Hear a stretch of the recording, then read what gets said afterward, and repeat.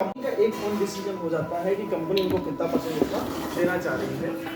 बात आपके पास ठीक है, किस वे में देना चाहती है, कैसे देना चाहती है, कंपनी का डिसीजन। रही बात आप लोगों का सवाल ये है कि अगर मान लीजिए कि हम कल डायमंड बनते हैं, डिप्लोमेट बनते हैं, तो यहाँ के टर्नओवर का जो पैसा है वो इंडिया में जाएगा, वहाँ पे भी बहुत सारे डायमंड्स होंगे, वहाँ पे बहुत सारे डिप्लोमेट्स होंगे। तो अगर यहाँ के जो है यहाँ की टर्नओवर की शेयरिंग अगर इंडिया के लोग उठा रहे हैं तो इंडिया की टर्नओवर का शेयरिंग भी हम लोग उठाएंगे, यही है ना? हाँ सर, हमें भी मतलब मिलना चाहिए, ज़्यादा मिलता है ऐसे। तो ये है सबसे पहले आप लोग डायमंड बनिए, और ये वाकई में एक मुद्दा है। तो इस पे जो है जब आप डायमंड बनोगे ना तो इस पे जो है थोड़ा सा बातचीत करके, अगर ऐसा सीन है कि अगर मान लीजिए कि ऐसा सीन बन रहा है कि यहाँ के टर्नओवर को उनको देना पड़ रहा है, तो वहाँ के टर्नओवर को भी आपको मिलना चाहिए। समझे ना मेरी बात? तो आपके साथ कभी अन्याय नहीं है। सर ऐसे ही तो सर पैसा जैसे मैं डायमंड बन रहा है तो रॉयल्टी बोनस मिलता है 14% कंपनी के टर्न में। तो कंपनी के टर्न में मान लिया कि नेपाल में एक ही डायमंड है तो 14% एक ही डायमंड को नहीं मिला चाहिए? मिलना चाहिए, लेकिन अगर मान लीजिए कि ऐसी शेयरिंग होती कि नहीं, इंडिया का भी टर्नओवर इसमें डायमंड्स के साथ शेयर किया जाए और नेपाल का टर्नओवर शेयर करके इंडिया और नेपाल के सारे डायमंड एंड अबव को एक साथ दिया जाए, तो वो एक जो है फैक्टर्स बन सकता है। और अगर ये फैक्टर्स नहीं बना तो आपको इंडिविजुअल मिलेगा। लेकिन ये अभी इस बात का निर्णय इसलिए नहीं किया गया क्योंकि अभी यहाँ पे कोई डायमंड है नहीं आपके। समझे कि नहीं समझे? जी सर, हाँ वो तो क्लियर हो गई बात है आप लोगों को? बाकी इन फ्यूचर जो चीजें आएंगी तो क्या कहते हैं, आवश्यकता के अनुसार नियमों का निर्माण किया जाता है। हम लोग क्या समझ रहे थे ना सर, जैसे संदीप सर मेरा अपलाइन है, रितु सर तो आप गलत नहीं समझ रहे थे, आप सही समझ रहे वैसे थे। टर्नओवर क्या सही समझ रहे थे, बिल्कुल गलत नहीं समझ रहे थे। लेकिन आपको मैं बताऊं कि जैसे ये लोग जो सपोर्ट करने आते हैं, जो भी चीज़ इनको कंपनी बुलाती है, कंपनी बुलाती है, कंपनी इनको बोलती है, कंपनी इनको हायर करती है because they have experience and कहीं ना कहीं इनडायरेक्ट या डायरेक्ट वे में आप संदीप जी इन्हीं के टीम में आते हैं, तो आप इनडायरेक्ट डायरेक्ट आते तो इन्हीं के टीम में। लेकिन कमीशंस का क्या मॉडल है, कमीशंस कैसे कंपनी देती है, ये कंपनी और इनके बीच की समझौते की बात। अच्छा बात समझ लो कि नहीं समझ लो? इतनी बातें समझ में आ रही है? हाँ? खोदना चाहता है सर। सारी आज ही जान लोगे क्या? कुछ डायमंड तक रुक जाओ, आपको आपकी एमबीआई का पैसा मिलता है, आपको आपके रेफरल का पैसा मिलता है। जब आप डायमंड बनोगे तो डायमंड्स के साथ उसी अकॉर्डिंग जो परिस्थितियां होंगी, परिस्थितियों के अकॉर्डिंग देखिए, अगर आप खाली नेपाल का लेंगे तो उसमें भी आपका नुकसान है।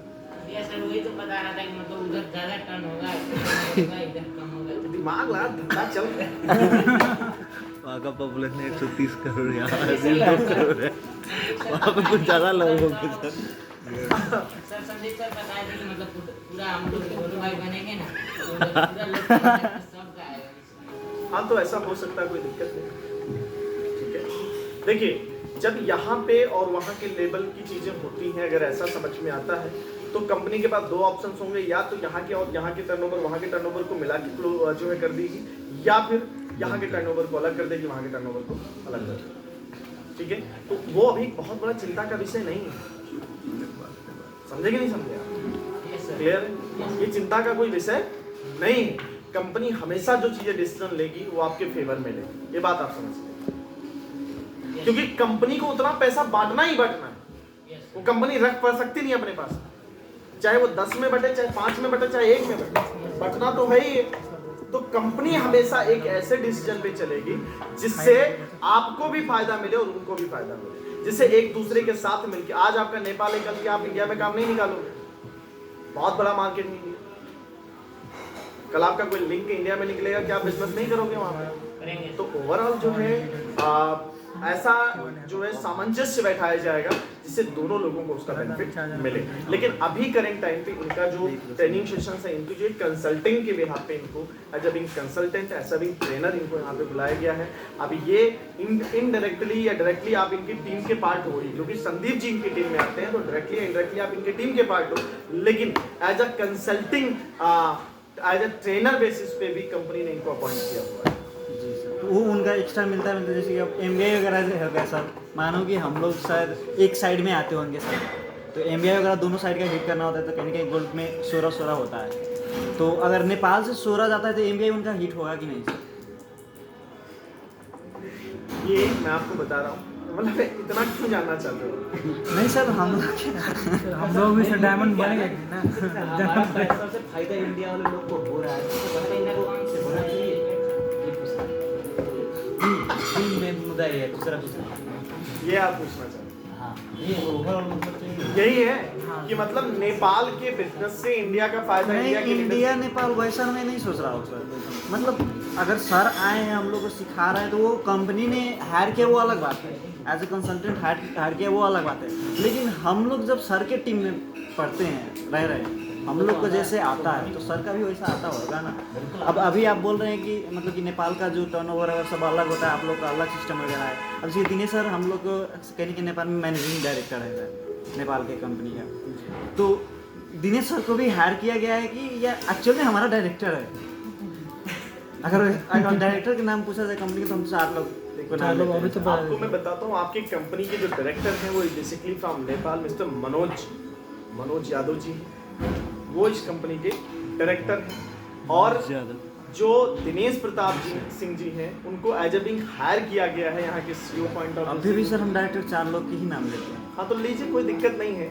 लेकिन मैं आपको बता रहा हूँ कि बेसिकली जो रजिस्टर्ड डायरेक्टर हैं आपके मनोज यादव जी हैं and we all are here. देखिए एक बात आप समझिएगा कि इंडिया, अब आपको बताना ही पड़ेगा सारी बातें। सर आपके आप नाम लोगों ने लेंगे तो वो- कहाँ से कहाँ बातें घुमा के ले आई मीटिंग को, लेकिन आपको जानना जरूरी है बेटा, आपके दिमाग में कंफ्यूजन ना हो। माफ कीजिएगा। अगर हम ही खुद डाउट में रहेंगे तो आप ये समझो, basically this the concept of India, मतलब ये कॉन्सेप्ट हमारा है, सारी चीज़ें हमारी, ठीक है। लेकिन हम लोग नेपाल के रेजिडेंस नहीं हैं। अब जब हम नेपाल के रेजिडेंस नहीं हैं तो हम यहाँ के डायरेक्टर बन नहीं सकते, क्योंकि हमारे पास कोई प्रॉपर्टी होनी चाहिए, कोई चीज़ होनी चाहिए जो हमें उनको दिखाना है। हमारे यहाँ रेजिडेंशियल सर्टिफिकेट्स होने चाहिए, आगे हमारे पैन कार्ड्स होने चाहिए। अब जब हम यहाँ के रेजिडेंस हैं ही नहीं तो हम यहाँ के डायरेक्टर बन कैसे सकते हैं? तो हम लोग गलत कर रहे हैं ना सर। हम लोग बोलते हैं इंडिया का कंपनी है, नेपाल में अभी रजिस्टर्ड हुआ है, तो अभी नेपाल का डायरेक्ट बोल सकते हैं, नेपाल का ही आप मेरी कंपनी। बात आप ब्रांच नहीं, आप क्या बोल रहे हो, आप पहले रियलिटी समझो कि कंपनी यहाँ पे लीगल कैसे, पहले आप ये समझो, समझे कि नहीं समझे? देखिए आप एजुकेटेड हो, कोई आपको यहाँ मैनिपुलेट, सीधी सी बात ये है कि एक होता है डायरेक्टर एमडी जिसके नाम पे कंपनी रजिस्टर्ड है, ठीक है ना, वो पर्सन आपके नेपाल का होना चाहिए, क्लियर। लेकिन जो सीईओ है, जैसे बहुत सारे आपने सुंदर पिचाई को आपने सुना होगा, गूगल का सीईओ, क्या गूगल इंडिया की कंपनी नहीं, सुंदर पिचाई को उसने हायर कर लिया। कोको कोला के इंडिया की कंपनी है, उसका सीईओ इंडियन है, मतलब कंपनी का पूरा जो करता है धरता है वो इंडियन है। मेरी बात समझ में आ रही है आपको? तो जैसे कंपनी का निर्माण हुआ, कॉन्सेप्ट आया, सारी चीज, लेकिन जो यहाँ के, क्योंकि ये आपके लिए प्लस है, नेपाल का बंदा कहाँ भाग के जाता है? आप बताइए, भाग के जा सकता है कहीं पे? मान लो इंडिया का बंदा भाग गया, अगर कोई इंडियन आके खाली काम करता, जब तक धंधा करना था करा, भाग गया, तो ये तो आपके लिए रिस्की था कि नहीं था? लेकिन कंपनी ने क्या बोला, नहीं हमें लीगल वे में चलना है, तो हम फ्रेंचाइजी मॉडल चल सकते थे। फ्रेंचाइजी मॉडल में आज हम आए, काम किए, धंधा किए, हम लेके चले गए, हम इंडिया में बैठे, कहाँ ढूंढोगे? कहाँ ढूंढोगे आप बताओ? आप ढूंढ पाओगे? लेकिन आपको पता है कि आपकी कंट्री का बंदा है, उसका रेजिडेंस है, उसका एड्रेस है, उसकी सारी चीजें, वो कहाँ भाग के जाएगा? उसकी पूरी फैमिली है, उसकी सारे प्रॉपर्टीज है, सारी चीजें, जिससे आप लोग 100% सिक्योर करने को हम फ्रेंचाइजी मॉडल शुरू कर देते हैं। यहाँ पे क्या दिक्कत है? कोई टेंशन नहीं। लेकिन हमारा जो सोच रहा, आपकी इनवे का सोच रहा कि इनवे को परमानेंट और लोगों को फ्यूचरिस्टिक वे में लेके चलना है। बात समझ में आई आपको? तो फाइनली जो है इंडिया में, नेपाल में आपकी कंपनी प्रॉपर लीगल फॉर्मेट में रजिस्टर्ड हुई, सारी चीजें हुई, और हम चारों लोगों को as a being CEO executive यहाँ पे ऐड कर दिया। समझ रहे ना? कंपनी की प्रॉपर ऑपरेशन, कंपनी की प्रॉपर वर्किंग, सारी चीजें A to Z हम चार ही देखते हैं। क्लियर हुई बात आपको? एज ए सीईओ ये बात समझ में आ रही है आपको?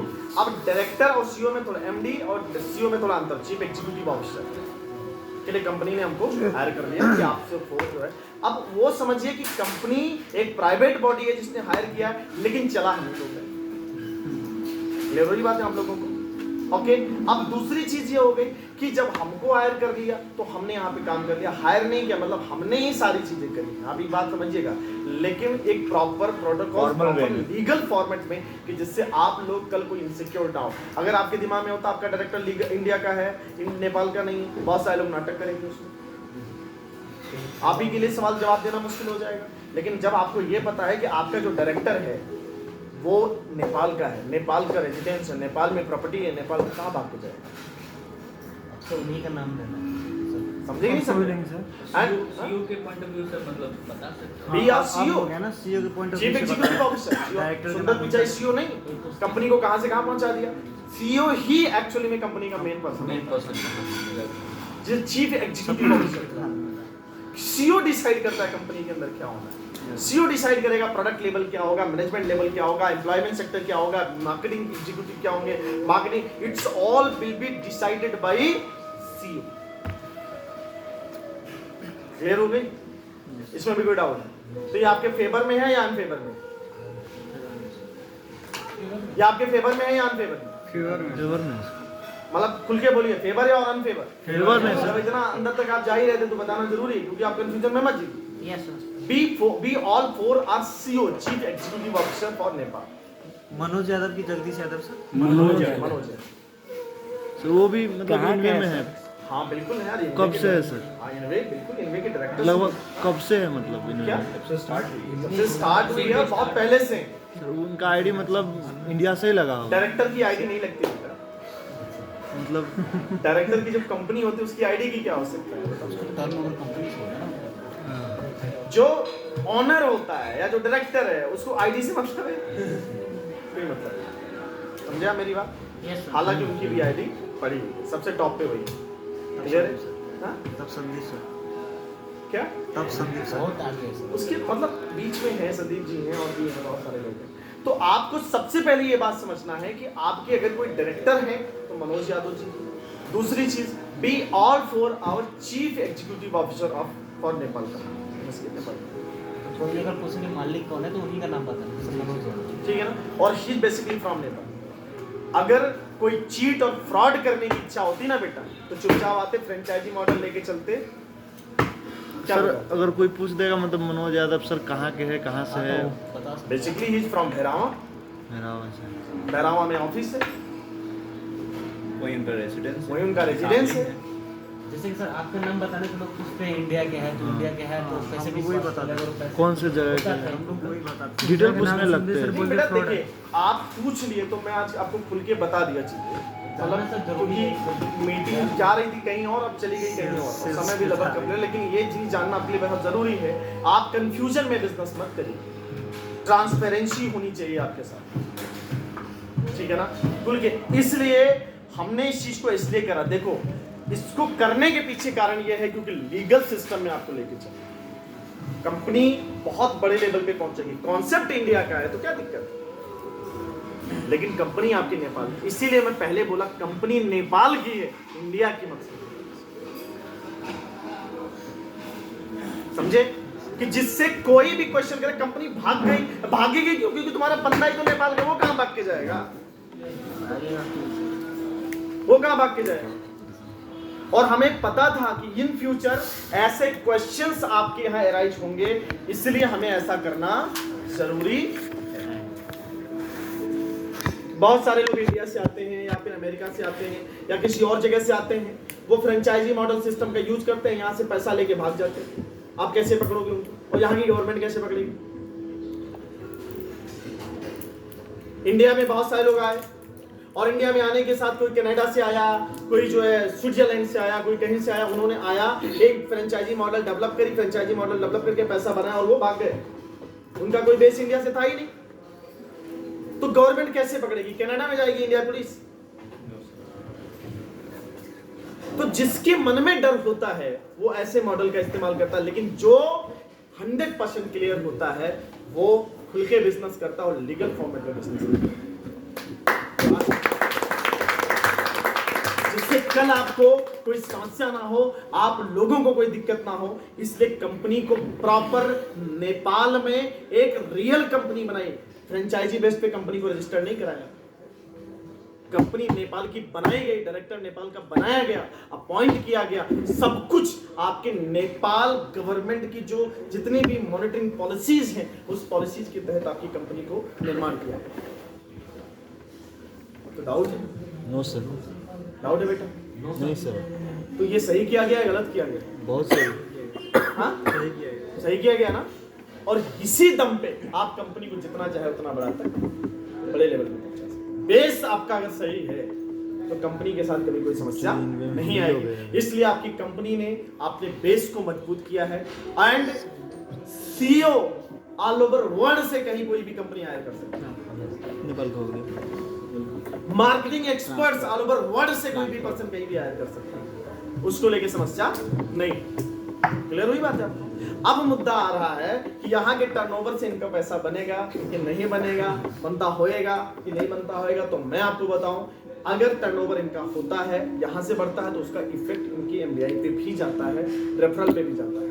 और ये भी आपको बताऊं कि जब आप डायमंड बनेंगे, जब आप डिप्लोमेट बनेंगे, ये बातें हमें बाद में बतानी थी लेकिन अभी आपको बता दें, जब आप डायमंड बनेंगे, डिप्लोमेट बनेंगे और जब डायमंड और डिप्लोमेट की क्लोजिंग होगी तो इंडियन टर्नओवर का भी हिस्सा आपको मिलेगा।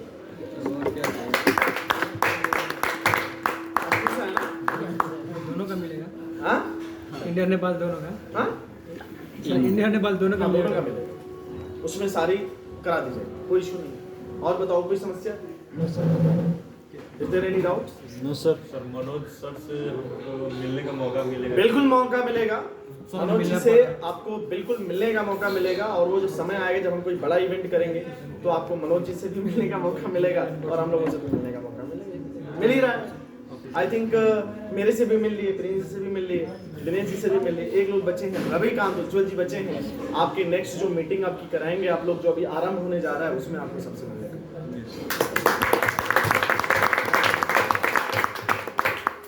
क्लियर? बस आपको ये मैं कहूँ कि फ्रंट पे हम लोग हैं, आप उनको देख सकते हो, बाकी लोगों को देख सकते हो, कोई दिक्कत नहीं है। बस इतना समझ के चलिएगा, इनवे की मंशा हमेशा बनने और बनाने की रही है और बनने और बनाने के लिए हम लोग तत्पर हैं, रात दिन एक किए पड़े हैं और बनेंगे और बनाएंगे। इसके अलावा कुछ सोचते नहीं, इसके अलावा हमारे दिमाग में कुछ आता नहीं। बस एक ही बात पता है, हम नेपाल और इनवे नहीं देखते, हम देखते हैं हमारा पूरा परिवार है। मैं आपको दिल की बात बताऊं, क्या नेपाल क्या इंडिया, क्या नेपाल क्या इंडिया। यहाँ आने के बाद मुझे फीलिंग नहीं होता कि मैं नेपाल में हूँ या किसी दूसरी। तो आप इंडिया में आओगे आपको कभी फील नहीं होगा। अगर ये नेपाल एक स्टेट होता या इंडिया एक स्टेट होता, नेपाल का एक प्रांत होता, एक प्रोविजन होता, तो फीलिंग तो सेम होती ना। तो ये बात आपको समझना है कि हाँ वो पॉलिसी है, गवर्नमेंट यहाँ की अलग है, वहाँ की गवर्नमेंट अलग है, यहाँ की पॉलिसी अलग है, पॉलिसी के अकॉर्डिंग बिजनेस हो रहा है। लेकिन ये माइंड में हम लोग कभी नहीं लेके चलते कि नहीं यार नेपाल है या इंडिया है, बट ये है कि एक फैमिली, परिवार, ये पूरा इनवे है परिवार, ये पूरा इनवे है। कोई भी कंपनी होती है, आज नेपाल में है, कल ये कंपनी बांग्लादेश में भी पहुंचेगी, कल कंपनी यूएसए में भी पहुंचेगी, यूएन में भी पहुंचेगी। तो इसका ये मतलब थोड़ी है कि भाई जो है कंपनी बहुत सारी जैसे जगह पे आप फ्रेंचाइजी मॉडल पे काम कर सकते हो। जैसे अगर मान लीजिए हमको यूएसए में काम करना तो हम फ्रेंचाइजी मॉडल पे काम करेंगे। नेपाल पे हमने कंपनी इसलिए करी क्योंकि नेपाल हमारे बगल में, हमारी चीज़ें बहुत ईजी से सारी चीज़ें हम लोग कैरी कर सकते हैं। और मतलब ये रहे कि यहाँ पे हमारी जो जनता है उनको समस्या ना आए, कोई समस्या ना हो, कोई दिक्कत ना हो, इन सब चीज़ों को ध्यान में रखनी। तो पहले तो मॉडल फ्रेंचाइजी का ही उसको पूरे प्रोपेगेंडा बनाने के बाद में फिर बाद में हमने इसको ड्रॉप आउट किया, नहीं हमने कहा नहीं, इससे उनके लोगों के अंदर विश्वास कैसे बढ़ेगा, वहाँ के बच्चों के मन में विश्वास कैसे बढ़ेगा। वो बोलेंगे तो पूरी इंडिया की कंपनी, और इंडिया की कंपनी के चक्कर में बहुत सारे लोग क्या करेंगे, तमाम क्वेश्चन उठाएंगे। अब जब इंडिया की कंपनी रही नहीं, सारी कंपनी तो नेपाल की है, काहे का क्वेश्चन। सिक्योर्ड वे में आप काम करेंगे, सिक्योरिटी फील करेंगे। समझ गए आप लोग? Yes sir. Any doubts? No sir. कोई क्वेश्चन? तो निश्चिंत रहिए, जब आप डायमंड बनेंगे और आपके फंड इनकम और रॉयल्टी की क्लोजिंग होगी तो इंडियन टर्नओवर का भी हिस्सा आपको, तो डायमंड तो बनो। Is that clear? Yes sir. और कोई क्वेश्चन है आप लोगों को? सारे क्लियर हो गए? Clear sir. जो मन में प्रश्न है आप पूछ सकते हैं। सर और जगदीश यादव कौन है? मनोज यार। क्योंकि सर जब डॉक्यूमेंट वगैरह हमको मिला, पान नंबर, रजिस्ट्रेशन वगैरह, तो उनके साथ साथ आप सब मनोज यादव जी का हो गया है। अच्छा पहले जगदीश थी जगदीश जी थे, उनको रिप्लेस किया गया मनोज यादव।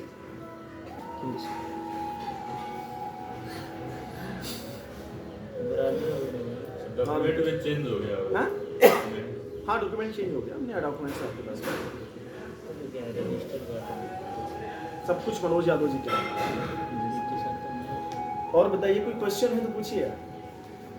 समय तो हम लोगों का आज इसी में चला गया, तो मीटिंग तो ठीक है, बाकी चीज़ों को हम लोग डिस्कस करेंगे नेक्स्ट टाइम।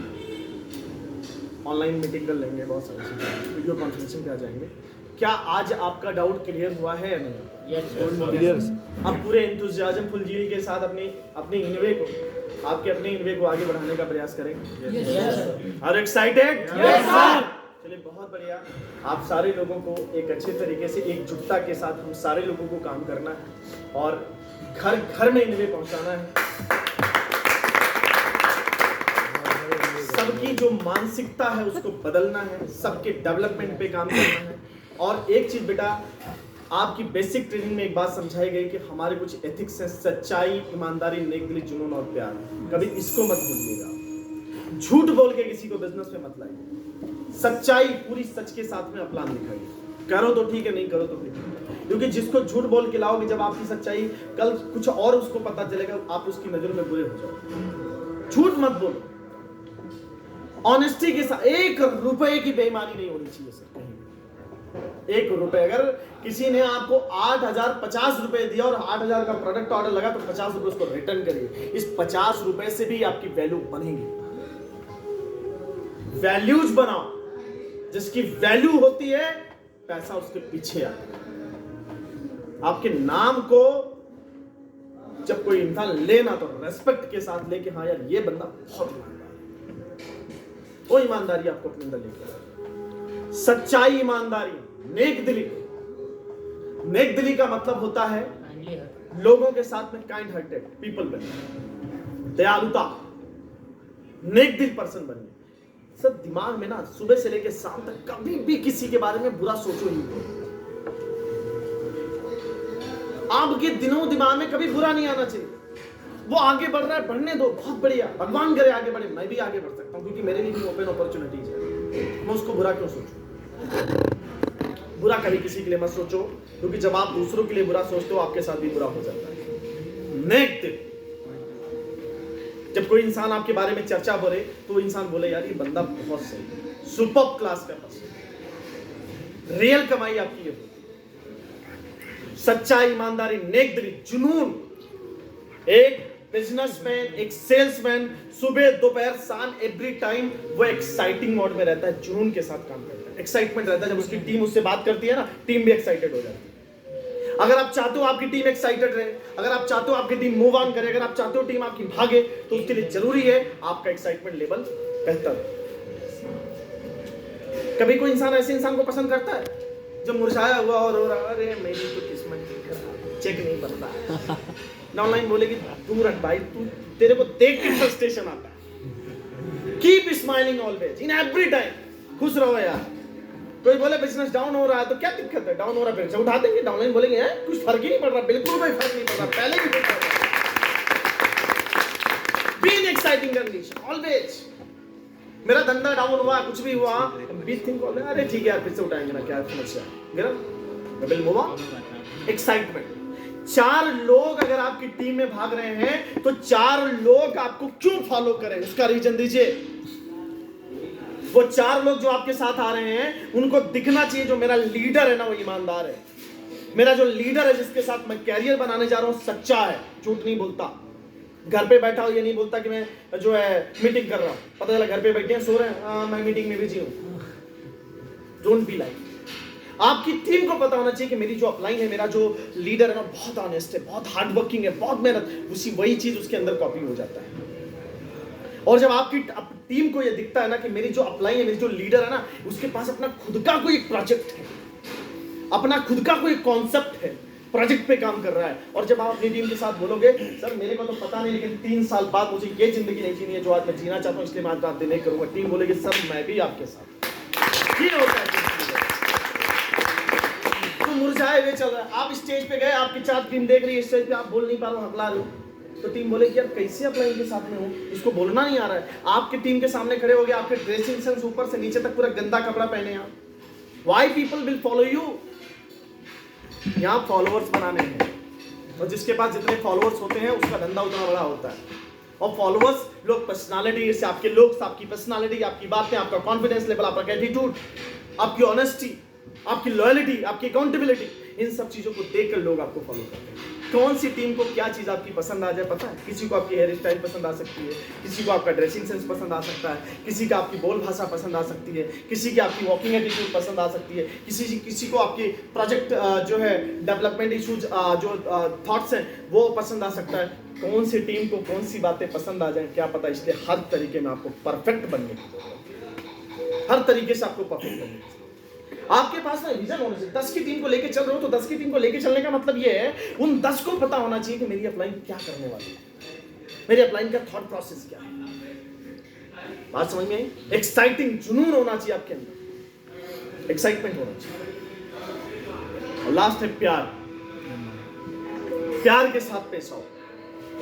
थोड़ा चेक क्या बन गया, घमंड दिखाने लग गए। You know who am I? I'm a cycler associate. Do you know? जब इंसान का टैग बढ़ता है ना बेटा, और हम्बल होता है। टैग बढ़ने के साथ हम्बल होता है। कामयाबी मिले और हम्बल हो, पैसा कमाई और हम्बल हो। पैसा कमा के अगर आपकी हम्बलनेस खत्म हो रही है तो आपका पतन निश्चित, आप बर्बाद हो जाएंगे। बात समझ में आ रही है आपको? प्यार के साथ पेश आओ। अच्छा है, बुरा है, खराब इंसान है, जैसे भी प्यार के साथ बात करो। जो प्यार से बदला जा सकता है उसको मार से नहीं बदला जा सकता। भगवान बुद्ध ने लोगों के साथ प्यार किया। भगवान बुद्ध ने लोगों को प्रेम दिया और प्रेम करना सिखाया, और इस इंसान ने केवल एक पर्टिकुलर एरिया नहीं, पूरे विश्व में अपना प्रचलन किया, अपने धर्म को प्रचार किया। बहुत सारी जापान, चाइना, मतलब वर्ल्ड की बहुत सारी कंट्रीज आज इनको अपना जो है ईश्वर मानती है। आप समझिए क्या किया इन्होंने? प्रेम का पाठ किया, किसी के साथ क्रोध नहीं किया, गुस्सा नहीं करी। तो प्रेम को समझो, प्यार से बात करो, प्यार के साथ पेश आओ, प्यार के साथ काम करो। लड़ाई झगड़े में कुछ नहीं रखा है। दादागिरी मत दिखाओ। तू नो मेरी फैमिली बैकग्राउंड क्या है, ये सब वो फैमिली को छोड़ो, तुम्हारी बैकग्राउंड क्या है, तुम क्या हो, ये डिसाइड करेगा तुम्हारी वैल्यू। समझ गए नहीं समझ? तो दिस ऑल दीज थिंग्स आपको फॉलो करना है। और मैं यही कहूँगा कि नेपाल आरंभ का आरंभ करते हैं। और I will tell you one things कि अगले 6 महीने के अंदर आपको जितने भी प्रॉपर और नेक्स्ट डॉक्यूमेंट्स जो हैं वो 6 मंथ के अंदर आपके सारे के सारे डॉक्यूमेंट्स आपके पास में होंगे। इस बात का हमारा आपसे एक प्रॉमिस भी है और हमारा पूरा प्रयास भी रहेगा। और आपको किसी भी प्रकार से प्रोडक्ट को लेके कोई समस्या ना आए, कोई इशू ना आए, हमारी आपकी पूरी टीम इस पर काम करेगी। और बस इतना समझो कि चीज़ें बहुत बेहतर होने वाली। Okay, sorry ready guys, thank you so much. Time हो चला है, 12:30 बज गया, और बहुत अच्छा लगा आज आप लोगों के साथ पिछले 2 दिन से समय बिता के। लिटरली बहुत अच्छे आप लोग हैं, और बहुत सारे अच्छे सवाल भी आप लोगों ने किए, उसका पूरा जवाब देने का मैंने आपको प्रयास किया है। और मैं यही कहूँगा कि अगली बार जब हम मिलें तो आपका एक टैग बदला हुआ रहे तो बहुत अच्छा रहेगा। दूसरी चीज़ कि सेट योर टारगेट्स। नेपाल आरंभ का आरंभ कल से करना है, कि नहीं यहाँ से आज जाने के बाद कल से सो रहे हैं। कल से आपको शुरू करना है, माइट भी परसों से क्राइटेरिया आ जाएगा। खुद भी लगना है, अपनी टीम से एक पर्सन से मिलकर लोगों को आरंभ के बारे में बताना है, और लोग क्राइटेरिया हिट करें, और क्राइटेरिया हिट करके उस स्टेज का पार्ट बने, लोगों को स्टेज पे लाओ, और फिर से एक नए माहौल को हम लोग क्रिएट करते हैं। Is that clear? Thank you so much, God bless you all. बहुत अच्छा लगा आपके साथ मिलके। एंड मैं चाहूँगा कि कुछ समय अगर शेष है तो हम लोग लास्टली में हमारे एक शख्स बैठे हुए हैं, उनको भी हम सुने। सो एक राउंड ऑफ अप्लॉज के साथ आई विल इनवाइट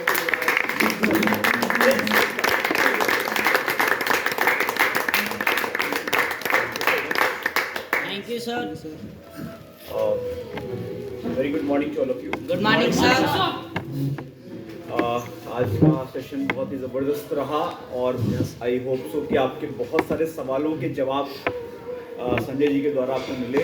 ठीक है, और अब अगर सारे सवाल और जवाब अगर ख़त्म हो गए हों, ठीक है, मतलब अभी भी अगर कुछ अगर ऐसा हो तो यू कैन आस्क। ठीक है, और अगर सारे सवाल और जवाब खत्म हो गए हैं तो एकदम 100% एक ब्लाइंड फेथ के साथ में अब हमें काम करना स्टार्ट करना है। ठीक है, क्योंकि आई थिंक सो हम लोगों के साथ में ये फर्स्ट मीटिंग है। ठीक है, और अब हमें